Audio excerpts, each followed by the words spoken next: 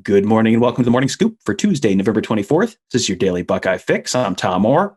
The Illinois game is in 4 days, and the game against Michigan is in 18 days.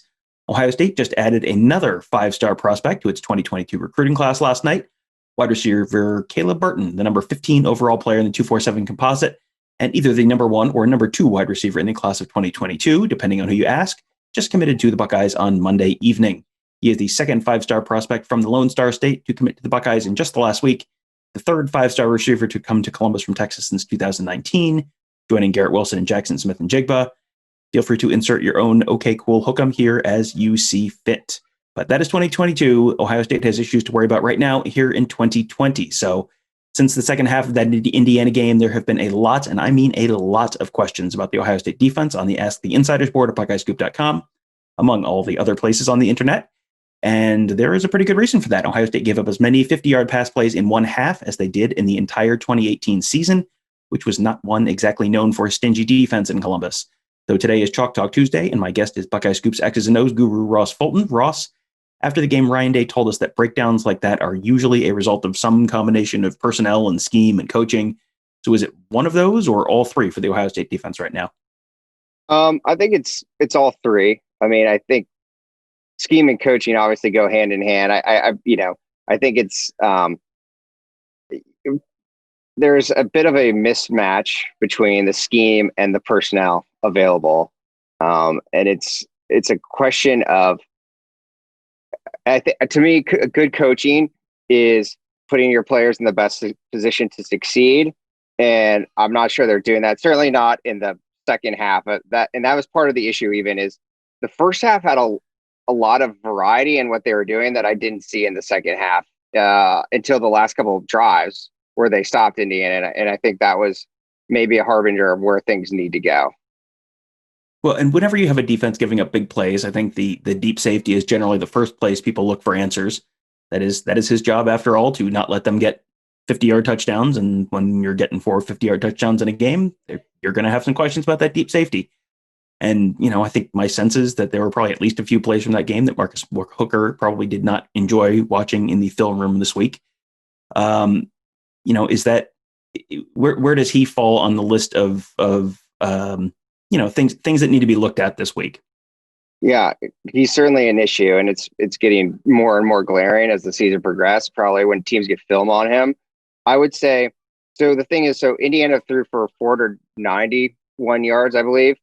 Almost 300 of that came on 6 plays, which is pretty wild when you think about it. Otherwise, if you look at all the stats, I mean, it's easy. You can always play this game both ways. Well, if you take out those plays, but Indiana only had like a 40% success rate passing. I mean, Michael Penix only threw for like 50% completion.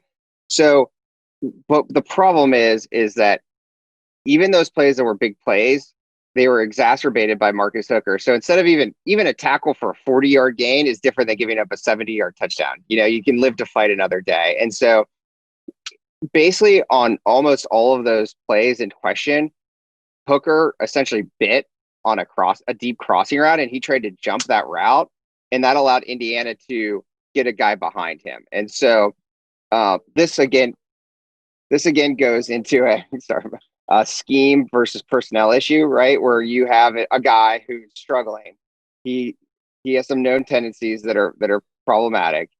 And so I think that, we can talk about this going forward. They need to make it, though, so that opponents can't guess that they're always going to have Marcus Hooker in the deep middle, and so that they can try to use what I would call like a high-low stretch on him. So you're like, running a deep cross from one side and running a post route or behind him on the other side and trying to get him to bite.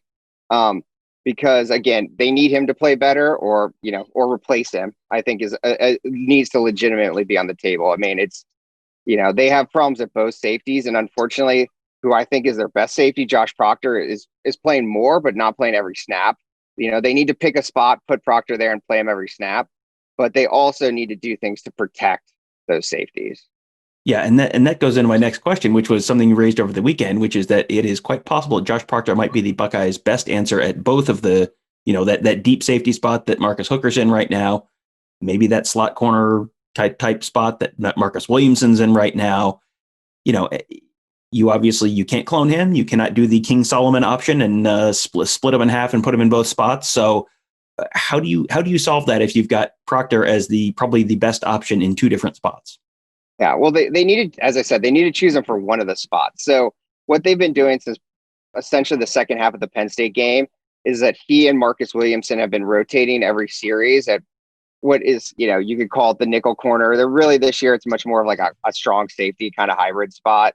And then when they go nickel, which is too far, and it's, they're not doing enough of, which is another issue that we can discuss.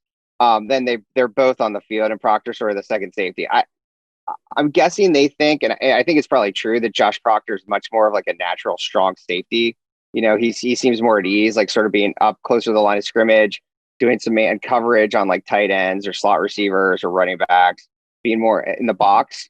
But so they need to decide who the best combination, where he should be, put him at one of those spots.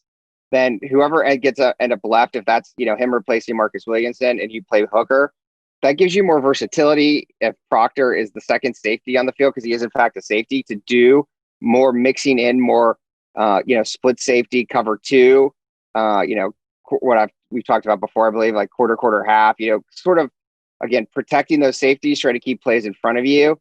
And then, but Marcus Williamson will still have to play a big role because, as I said, they definitely need to play more nickel defense. Well, and you mentioned the split safety idea there. That's something that Bill Green, he was on the morning show on Monday. He talked about the idea of shifting away from that one high look that Ryan Day prefers as kind of the base look to more of like a Tampa 2 or something like that.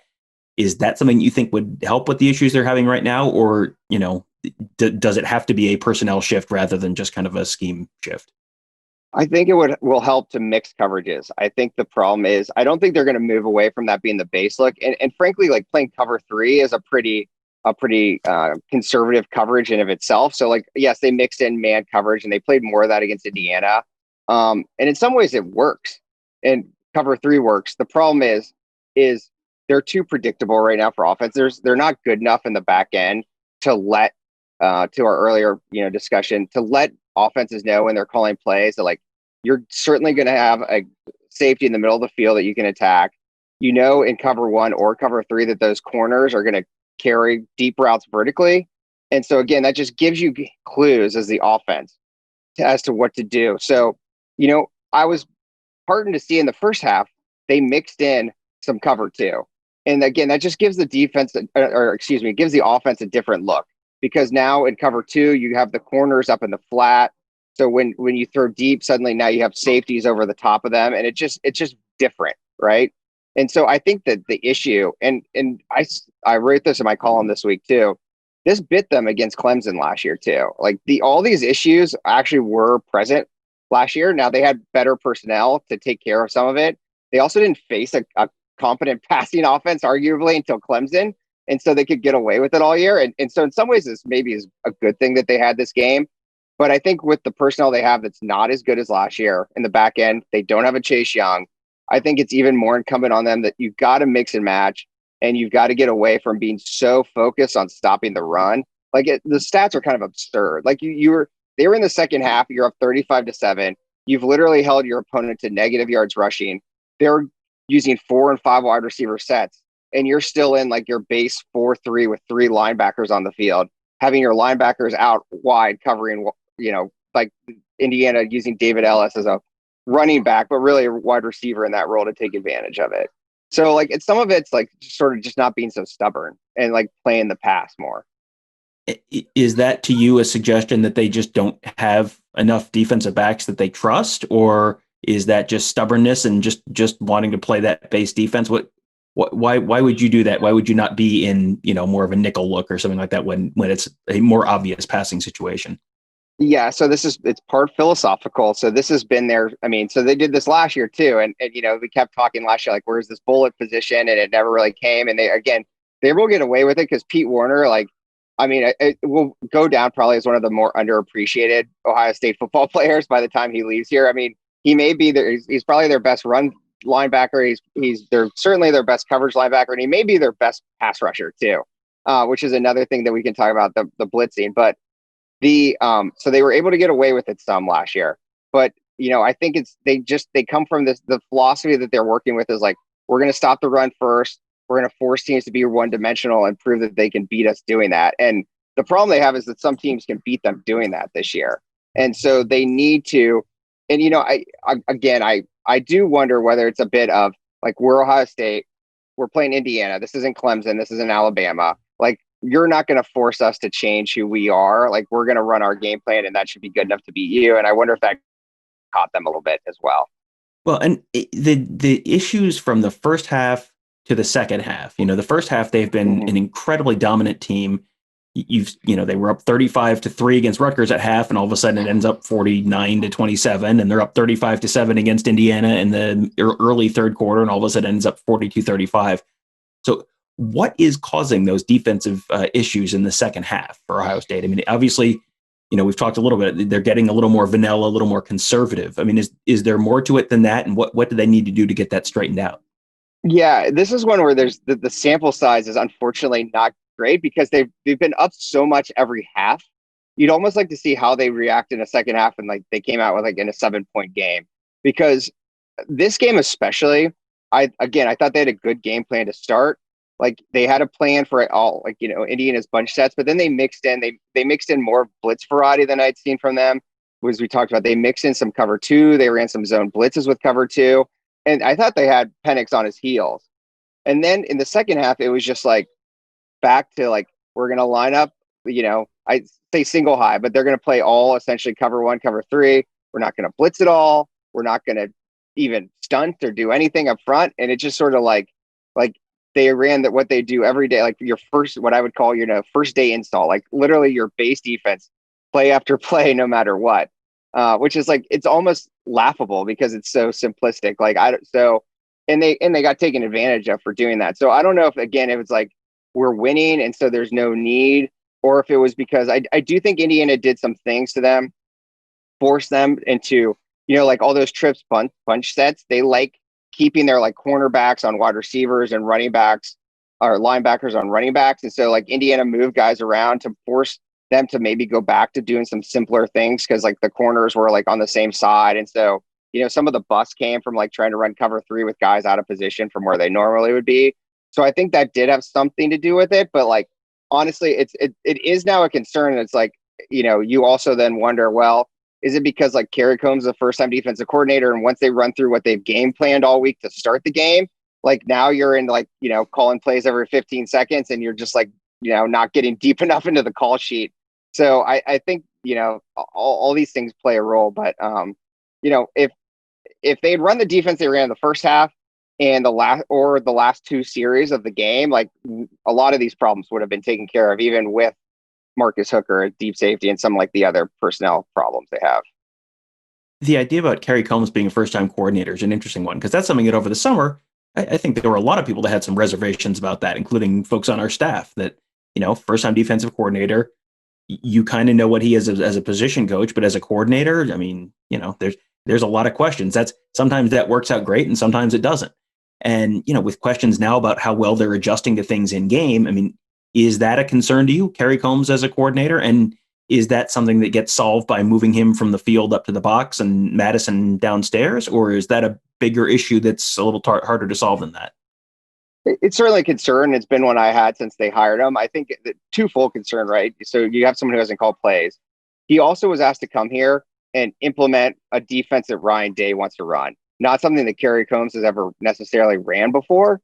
It comes from a very specific coaching line, like, Pete Carroll, and it was taking the 49ers, and that's where Jeff Hafley got involved with it, and Kerry Combs hasn't really done it. So again, there were games last year where Ohio State would give up some yards passing in the first half, and then Hafley would have some answers for it within this sort of single high, sort of a misnomer. It looks like cover one, cover three scheme.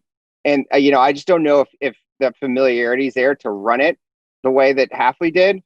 That said, obviously, I don't know whether, it's hard to know who's calling plays, exactly what the interaction's like between Kerry Combs and Greg Madison, who has a ton of experience calling plays. There's all kinds of defensive coordinators that call plays from the field. I mean, Brett Venables is one that jumps to mind, who do very well doing it. Jim Leonard at Wisconsin. Madison, the one concern is Madison, when he was at Michigan too, sort of one of frustration people would have is that he would keep his base 3 linebackers on the field. And that was sort of when the rise of, spread sets was really coming into vogue. And, you'd end up with a Jake Ryan as a Sam linebacker on slot receivers. And so I do think that his philosophy certainly also is that, we need to stop the run first. And there's nothing wrong with that. I just think that you can obviously, like anything else, take it to absurd levels where you're literally have an opponent who has no chance to run the football. And it's like, why aren't you putting 5 defensive backs? And, to your question about, do they have trust in them? I think they have 5 guys literally at this point now without Cam Brown that they trust, And so when they go nickel, you basically end up with Proctor and Hooker and Williamson and Sean Wade and Seven Banks. And it's like, obviously I don't think that's necessarily like going to have 5 NFL players there, shall we say, of those guys. But I think that they can work with it. If you're nickel and you count on the other guys to do things and you change up the looks, I think that it's doable. They're good enough on defense at other spots that all they have to do is not give up these massive plays. And because they go long stretches with playing pretty good defense and holding teams. It was good to hold Indiana to 7 points in the first half, despite getting short fields off of 2 Justin Fields interceptions. And I'm going to let you go on this one. Give me the one thing that, that Ohio State could do, whether it's a personnel change, a scheme change, a coaching move from the field to the box, whatever it is. What is the one thing that you think would be a big step towards Ohio State being a more likely to win in the college football playoff kind of team than they are right now? Playing more nickel, at least 50-50 nickel to base defense. And I'll give you a second. And then mixing in more cover 2 split safety coverages. All right, you and Bill Green both like that cover 2 idea. So I think we have a winner. I think we have a consensus. So assuming Kerry Combs listens to the podcast, and why wouldn't he? We'll have to look for that Saturday against Illinois. Ross, thank you for joining us. Ross Ross, you have 2 articles coming out this week. Is that right? I do. Given I couldn't help myself, but to write more than normal about both the offense and the defense. So offensive article that came out on Monday, and then a defensive article coming on Tuesday today.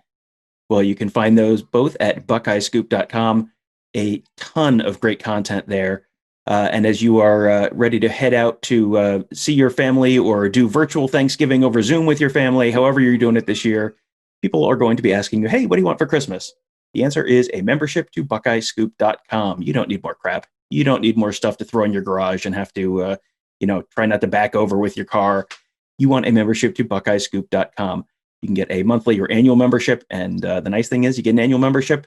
Then next year, when your in-laws ask you, hey, what do you want this year? Just say, just give me another year of buckeyescoop.com. I cannot wait to read more of that incredible team of insiders and all of that great information. So there you go. We solved your Christmas problem for you. You're welcome. Also, make sure you check out all of our great podcasts on Apple Podcasts, Google Podcasts, Spotify, SoundCloud, all those places. Just search Buckeye Scoop to find all of those. Have a ton of great shows, gambling, recruiting, football, basketball, all sorts of stuff. Just search Buckeye Scoop to find all of those. You can subscribe right there. Also, leave us a 5-star rating and review while you're at it.